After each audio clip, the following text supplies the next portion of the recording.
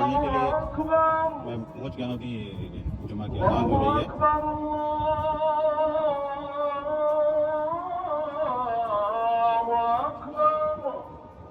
اس مسجد کی تاسیس کے سلسلے میں یہ بتلا دوں یہ مسجد راجی کے فاؤنڈر تھے بلکہ کے مؤسس شیخ سلیمان راجی. انہوں نے اپنی والدہ کے نام سے اس مسجد کو تعمیر کرایا. اور جب یہ مسجد یہاں پہ تعمیر ہونے لگی تو کسی کو امید نہیں تھی کہ یہاں پہ نمازیوں کی اتنی بڑی تعداد ہوگی, لوگ یہاں پہ اتنی بڑی تعداد میں نماز پڑھنے کے لیے آئیں گے.